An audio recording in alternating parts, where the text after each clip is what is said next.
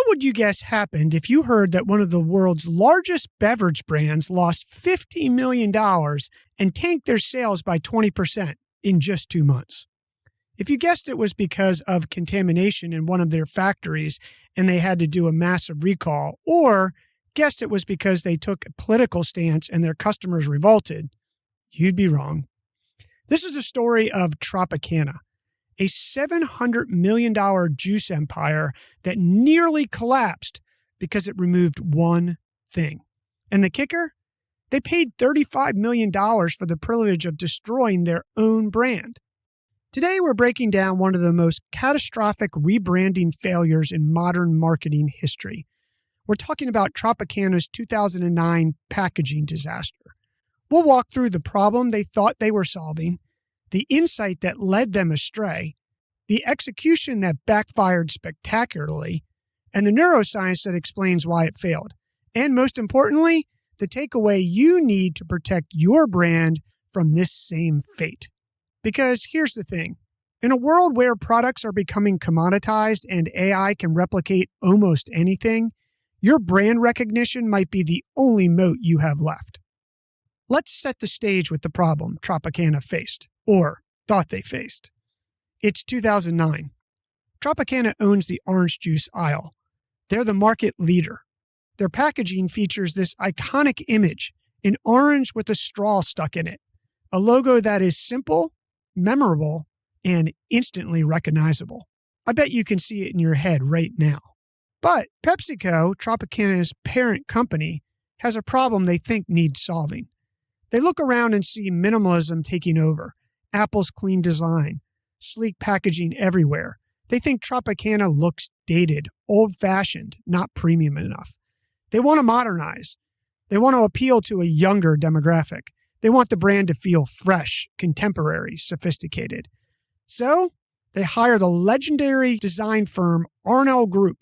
Peter Arnell himself, the guy behind some massive rebranded projects and who helped shape brands like Reebok, DKNY, Samsung, Chrysler, Home Depot, Tommy Hilfiger, and Gucci, takes the lead.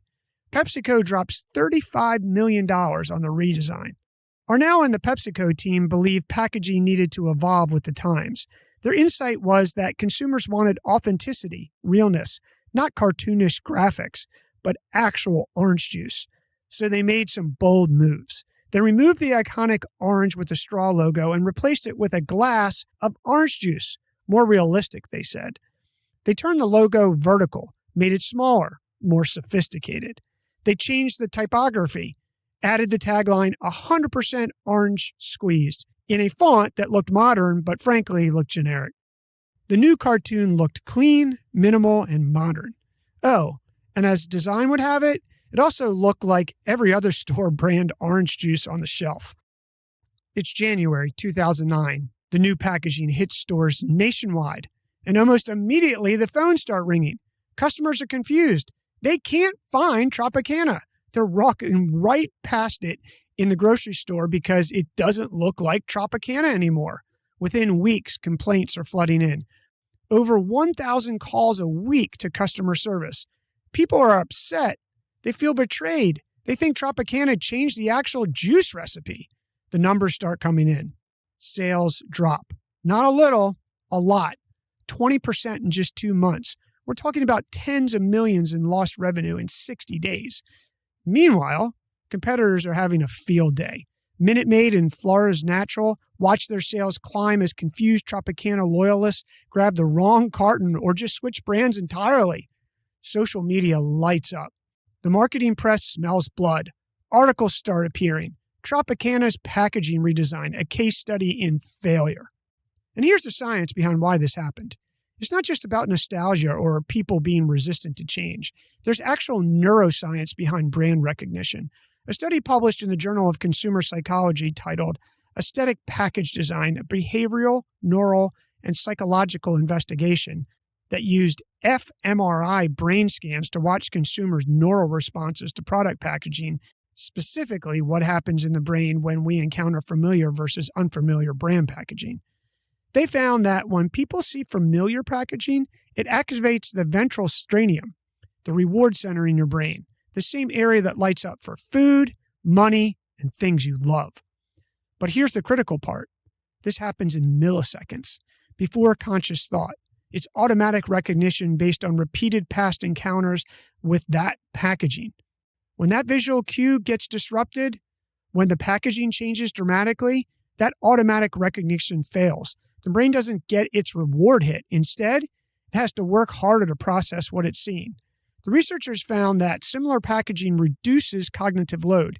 Your brain can make faster decisions, which matters when you're standing in the grocery aisle with 50 orange juice options and you just want to grab your usual brand and go. Tropicana destroyed that automatic recognition system overnight. Suddenly, loyal customers had to think. They had to search. They had to read labels carefully. And in that moment of hesitation, many of them just grabbed a competitor instead. The reversal. To PepsiCo's credit, they did something most companies struggle to do. They admitted they were wrong, and they admitted it fast. By late February 2009, less than 2 months after launch, they announced they were going back to the original packaging. Neil Campbell, Tropicana's president, said, "We underestimated the deep emotional bond customers had with the original design. The old orange with the straw came back." But the damage was done. When you factor in the $35 million spent on the redesign, the lost sales, the cost of reverting back to the original logo, and the manufacturing changes, we're looking at over $50 million in total losses, all because they changed a logo. Here's your marketing playbook in 3 steps. First, respect your existing brand equity. If you built recognition over the years or decades, you have an asset that's worth real money. Don't throw it away chasing trends. Now, that doesn't mean you never evolve, but evolution is different from revolution. When McDonald's updates their look, the golden arches stay. When Coca-Cola tweaks their packaging, the red and the script remain. Second, test before you launch. Tropicana could have run regional tests, focus groups, A/B testing in select markets. They rolled out nationwide all at once. Fatal mistake. Third, understand that brand recognition reduces friction. In crowded markets, being instantly recognizable is a competitive advantage. Your customers are busy, stressed. They don't want to hunt for you. Make it easy for them. And finally, a 4th point worth mentioning. Your brand is not what you think it is. It's what your customers think it is. It lives in their heads, not yours. Tropicana learned the hard way. Their customers had a relationship with the orange and straw. Taking it away felt like a betrayal. Look, in today's world where AI can replicate products and commoditization is everywhere, your brand, your logo, might be your only true differentiator. It's what makes you findable, memorable, trustworthy. It's what works while you sleep. The Tropicana rebrand is a masterclass in what not to do. $50 million to learn that your customer's emotional connection to your brand isn't just marketing fluff, it's bottom line revenue. So here's your marketing move. Audit your brand's touch points, logo, colors, packaging, tone. Ask yourself what's truly essential to your recognition. What would your customers riot over if you changed it? Once you figure that out, protect it like the company's life depends on it. Because unlike Tropicana, you might not get a second chance. Your marketing move.